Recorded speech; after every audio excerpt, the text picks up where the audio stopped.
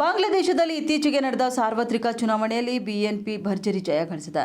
BNP ನಾಯಕ ತಾರಿಕ್ Rahman February 17ರಂದು ಪ್ರಧಾನಿಯಾಗಿ ಪ್ರಮಾಣ ವಚನ ಸ್ವೀಕರಿಸಲಿದ್ದಾರೆ. ಹೊಸ ಸಚಿವ ಸಂಪುಟದ ಪ್ರಮಾಣ ವಚನ ಸ್ವೀಕಾರ ಸಮಾರಂಭಕ್ಕೆ ಸಿದ್ಧತೆಗಳು ತೀವ್ರಗೊಂಡಿದ್ದು, ಭಾರತ, ಪಾಕಿಸ್ತಾನ ಸೇರಿ 13 ದೇಶಗಳನ್ನು ಆಹ್ವಾನಿಸಲಾಗಿದೆ.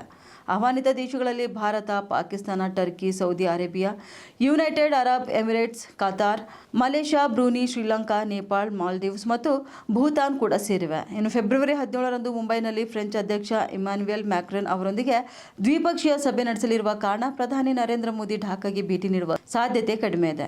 ಇನ್ನು ಮ್ಯಾಕ್ರನ್ ಮುಂದಿನ ವಾರ ಎಐ ಇಂಪ್ಯಾಕ್ಟ್ ಶೃಂಗಸಭೆಯಲ್ಲಿ ಭಾಗವಹಿಸಲು ಭಾರತಕ್ಕೆ ಭೇಟಿ ನೀಡುತ್ತಿದ್ದಾರೆ. ಹೀಗಾಗಿ ಭಾರತವು ಕೂಡ ಬಾಂಗ್ಲಾದೇಶದೊಂದಿಗೆ ರಾಜಿ ಮಾಡಿಕೊಳ್ಳಲು ಆತುರ ಪಡುತ್ತಿಲ್ಲ. ಆದರೂ ಕೂಡ ಕೆಳಮಟ್ಟಕ್ಕೆ ತಲುಪಿರುವ ಸಂಬಂಧಗಳನ್ನು ಸರಿಪಡಿಸುವುದು ಆದ್ಯತೆಯಾಗಿದೆ. ಭಾರತದ ಕಡೆಯಿಂದ ಉಪರಾಷ್ಟ್ರಪತಿ ಅಥವಾ ವಿದೇಶಾಂಗ ಸಚಿವರು ಭಾಗವಹಿಸಬಹುದು. ಇನ್ನು ಶುಕ್ರವಾರದಂದು ಪ್ರಧಾನಿ ಮೋದಿ ಅವರು ರೆಹಮಾನ್ ಅವರೊಂದಿಗೆ ದೂರವಾಣಿ ಮೂಲಕ ಮಾತನಾಡಿ ಬಾಂಗ್ಲಾದೇಶ ಸಂಸತ್ ಚುನಾವಣೆಯಲ್ಲಿ ಬಿಎನ್ಪಿ ಪಕ್ಷದ ಅದ್ಭುತ ಗೆಲುವಿಗೆ ಅವರನ್ನು ಅಭಿನಂದಿಸಿದ್ದಾರೆ. ಬಾಂಗ್ಲಾದೇಶದ 300 ಕ್ಷೇತ್ರಗಳ ಪೈಕಿ 299 ಕ್ಷೇತ್ರಗಳಿಗೆ ಗುರುವಾರ 13ನೇ ಸಂಸತ್ ಚುನಾವಣೆ ನಡೆದಿದ್ದು, 2 ಸ್ಥಾನಗಳ ಫಲಿತಾಂಶವನ್ನು ತಡೆಹಿಡಿಯಲಾಗಿದೆ. ಬಿಎನ್ಪಿ ಭರ್ಜರಿ ಜಯ ಸಾಧಿಸಿ ಘೋಷಿತ 297 ಸ್ಥಾನಗಳಲ್ಲಿ 209 ಸ್ಥಾನಗಳನ್ನು ಗೆದ್ದು ಸುಮಾರು 2 ದಶಕಗಳ ಅಂತರದ ನಂತರ ಅಧಿಕಾರಕ್ಕೆ ಮರಳಲು ದಾರಿ ಮಾಡಿಕೊಟ್ಟಿತು.